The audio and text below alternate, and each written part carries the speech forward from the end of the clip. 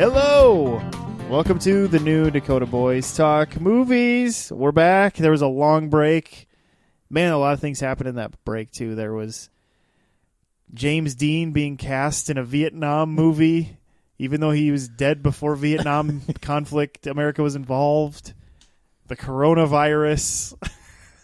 Just Christmas. I don't know. It's been a while, Dakota. Yeah, since we've really recorded a new episode. Yeah, lots happened. Man. The sun kind of set on the sequels to the Star Wars movies.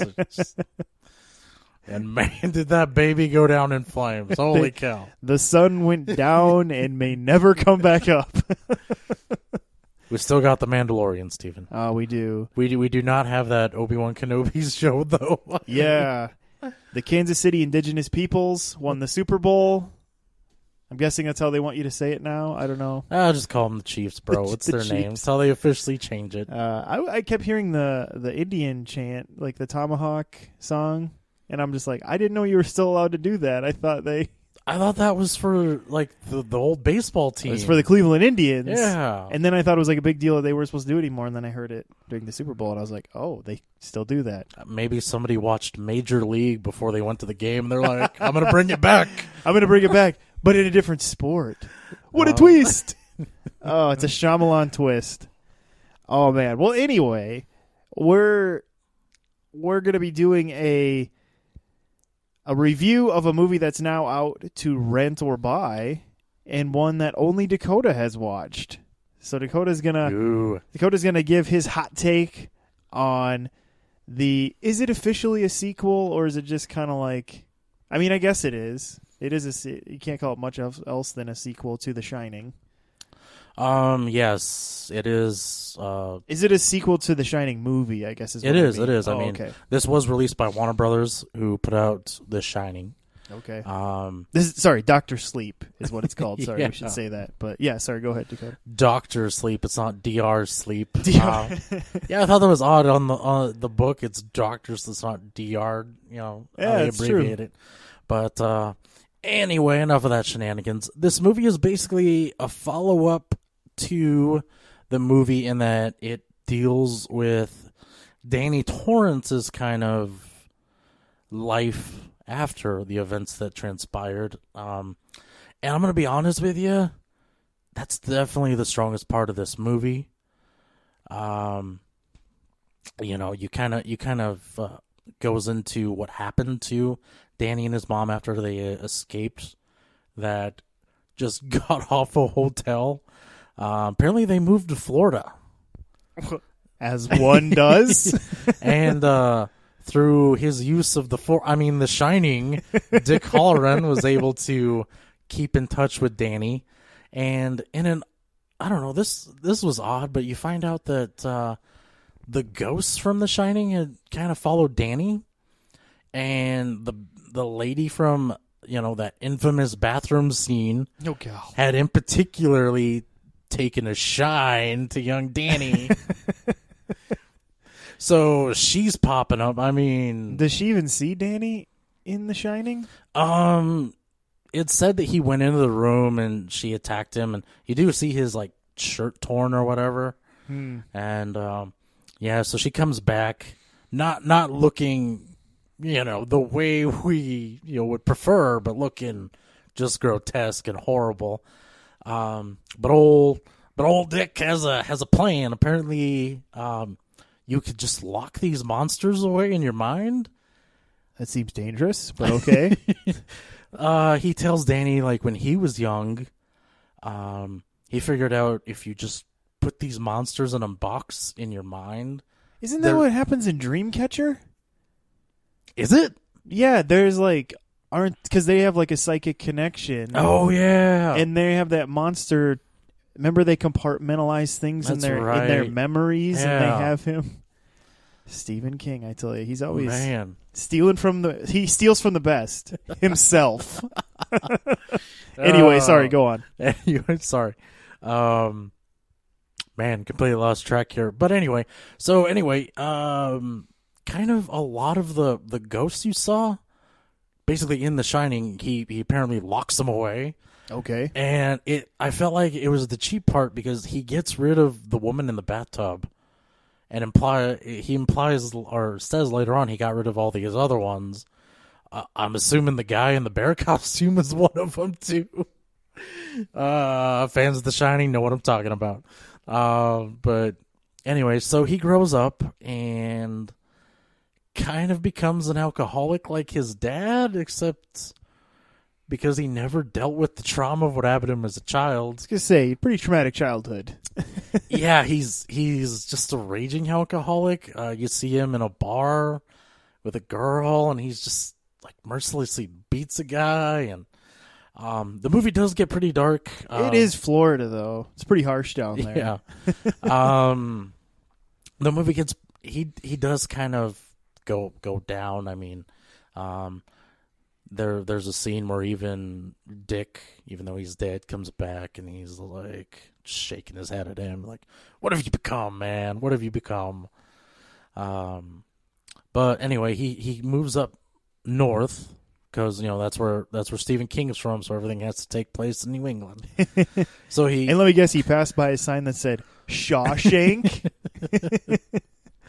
That's actually referenced in the book, not in the movie. Always. Oh, so is Salem's Lot in the book. Anyway, let's not get bogged down. Well, anyway, he moves to this town in New England and kind of befriends this guy, and this guy operates like a train in this park. Like they made a little version of the town in this park, and apparently in the summer they give kids a ride on this train. And it's in the book. And I shouldn't be going back to the book because the book and the movie are completely different things. You find out that the guy... We get it, Dakota. You can read. You find out the guy who he meets has a little bit of The Shining, and he sees something in Danny, knows he's running from something, tries to give him a hand up, finds him a place to live, gets him a job. But anyway, you find out that through his years of just alcohol abuse and just anger and he repressed The Shining. Like, he hasn't seen Dick. He hasn't basically really experienced anything this whole time. And then when he starts going to AA, now that his life's kind of, I shouldn't say getting back on track, more like not being a dumpster fire. But yeah. He starts going to AA, and he starts reading the Blue Book and becomes, I guess, best friends with Bill W. I'm assuming that's the guy's name. So, does like, just looking at, like, maybe thematically what they were trying to do with this movie, is it kind of taking it from a view of, like, this is kind of a story of a man dealing with his demons, but they're doing it in a very supernatural sort of way? Is that kind of what this movie kind of was, more or less? Yes, very much so. It's this movie kind of spends most of its time trying to redeem Dan Torrance. He's not Danny anymore, obviously. He's a grown man. Well, man still, he's going by Danny. I mean, Danny McBride. Oh man, Danny DeVito. Danny DeVito's in his 70s, and he's still Danny. You gotta pick one person from opposite ends of the spectrum. Danny Elfman. Okay, there you go. You got me. But maybe he should go by Dan, though. Yeah. Anyway, moving on. And then we're kind of introduced to, I don't know, the female lead of this movie at this point. The family's kind of having this birthday party. There's a clown there. He does like a magic trick where he makes like a pencil disappear. I think it's like a spoon, like hang from his nose. It's just, she's like, "Oh, I could do that too." And then like all the silverware is like floating in this family's kitchen. It's crazy. But he lets you know this girl has some sort of either, if not shining ability, Carrie-like ability. That was the first thing that crossed my mind. I was like, "Oh, we got a Carrie, but she's from a good home." Okay. And the clown's name was Nickel Fool, not to be confused with Pennywise. Oh man! Hey kids, it's Nickel Fool the clown. Oh man! I am a little bit shocked just because, it is Warner Brothers that put out it, and it's Warner Brothers that did this. Oh, yeah. It's like I'm surprised there wasn't some sort of reference to either it or in it a reference to The Shining at all. Because Pet Sematary, which has nothing to do... Yeah, don't they reference Pennywise or something? They reference the town of Derry, and I think it was Sony that put out that movie, so... It's like, what was Sony, What is going on with this quote-unquote Steven... Wow. I almost said Steven Spielberg world. Stephen King Yeah, and world. who put out Dark Tower? That was also Sony. That was Sony too? Yeah. Huh. Which I think in there they did have a reference to Pennywise also, and the Pet Sematary, I think. Oh my gosh, wow. Yeah, they were going all out in that movie, except, when it came to good writing. But back to the story. Then after all this happens, we're introduced to the villains of the movie, which is this, I don't know. A man in black. I don't know the accurate way to describe them. It's a group of people that they kind of just travel around. They look... Gypsies? They do look like gypsies. So now we're in thinner territory. Not the ethnical gypsies, but the theoretical gypsies. Gotcha. But yeah, they travel around and they look for... They kind of go for children, but I think that's just who they're capable, who they could locate.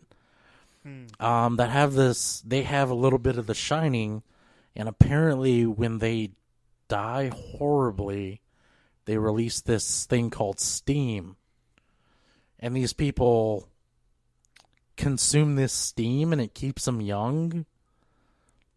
Oh, okay. Yeah, and then you find out a few members of this crew, they call themselves the True Knot. Like N-O-T? Yeah. Okay. Yeah. There's a whole thing, but, I don't got time to go into it. Ain't nobody got time for that. But anyway, they, in a really, really weird kind of cameo in the movie, you see them pick up this victim played by Jacob Tremblay. Okay, he shows up in this movie. He's in the movie for like 4 minutes, maybe, and most of those are in flashback. Well, there you go. But I'm not going to go into what happens. It's pretty horrible. But the female protagonist, her name's Abra, kind of like Cadabra. Yeah. But because she's so strong in the shine. Even though this happens in Iowa, he's picked up by this crew and they take him to this abandoned oil refinery or whatever it is, and they do their ritualistic killing of the boy.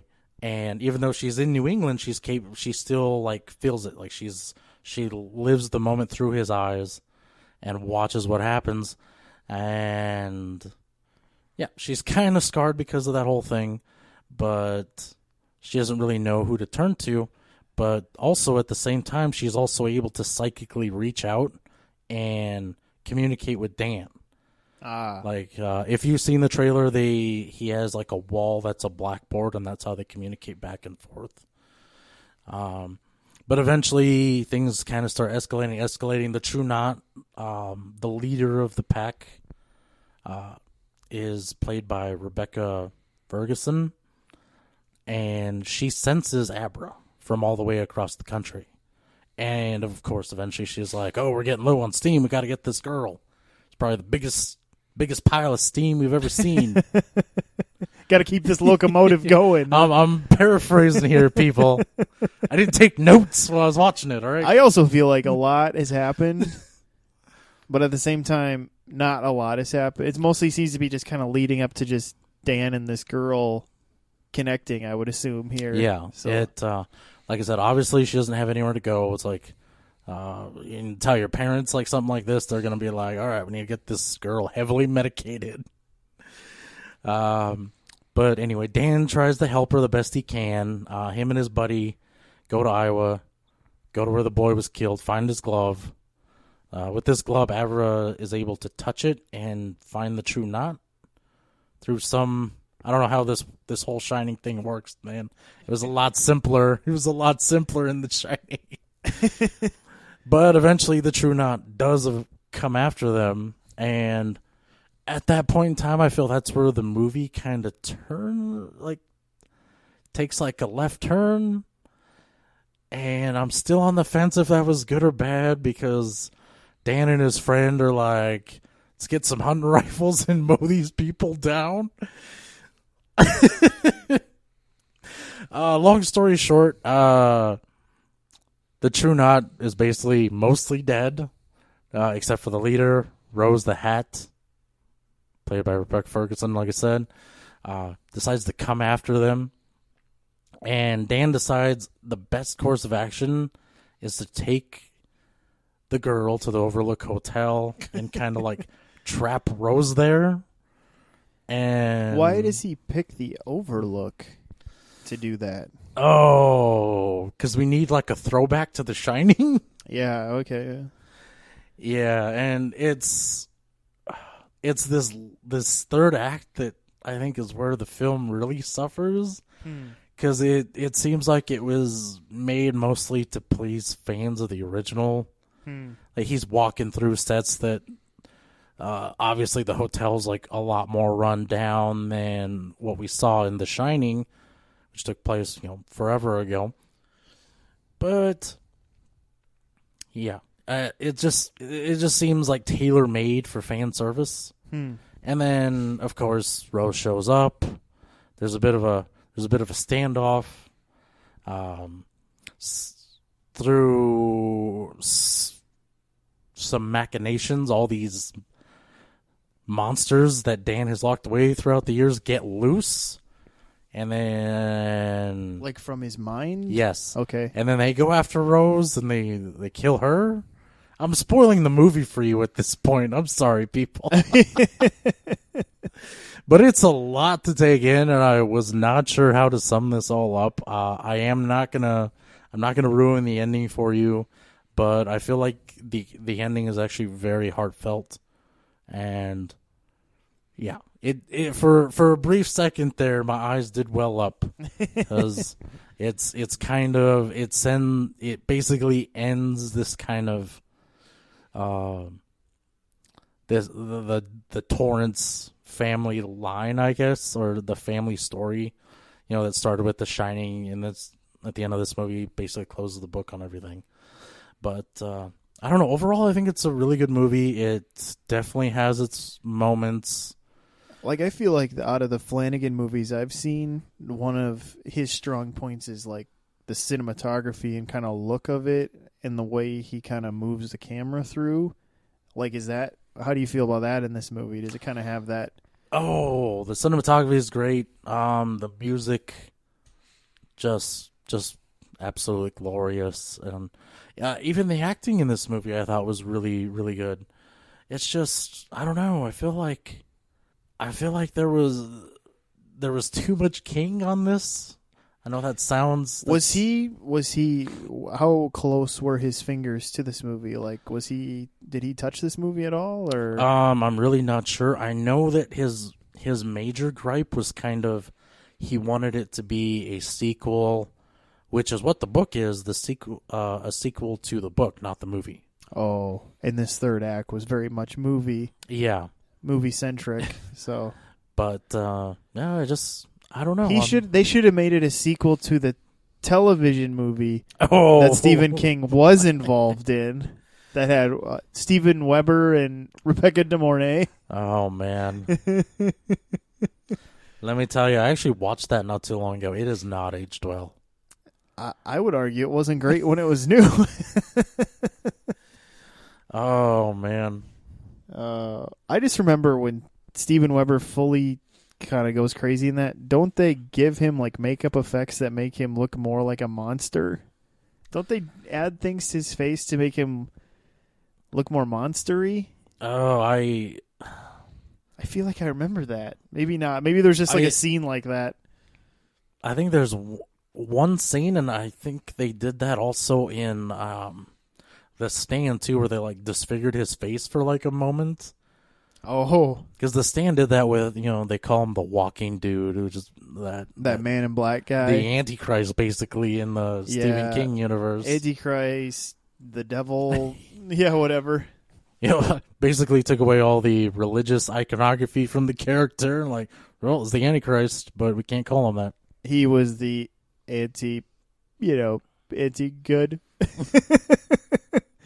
Okay, so, like, would you at least recommend people watching this? I would. And obviously, this is based on, you probably should at least have seen The Shining or know The Shining a little bit for this to even make more sense, I suppose. It would definitely help. I wouldn't say it's required. Like I said, this is really a Dan Torrance like focused story. It doesn't, and I think that's the strength of the director. I think someone else would have just like thrown way too many like callbacks to The Shining. Probably would have had like a digital insert of Jack Nicholson in here somewhere. Yeah, sure. I am going to warn people, the character of Jack Torrance does show up in this, though. Just brace yourself. Yeah, I mean, it is kind of hard because I feel like it's lose-lose because people complain when it's like CGI created, and people complain when you just have a reenact, like what happened in this, like a knockoff of sorts. And so, because, I mean, no matter what, it's going to be a knockoff, and nobody's ever happy with knockoffs. Yeah. I was pleasantly surprised because the actor that plays Dick Halloran was really good. The actress that plays... Who plays Dick? Oh, I forget his name. I think... Oh, man. He does a lot of TV work. Carl Lumbly?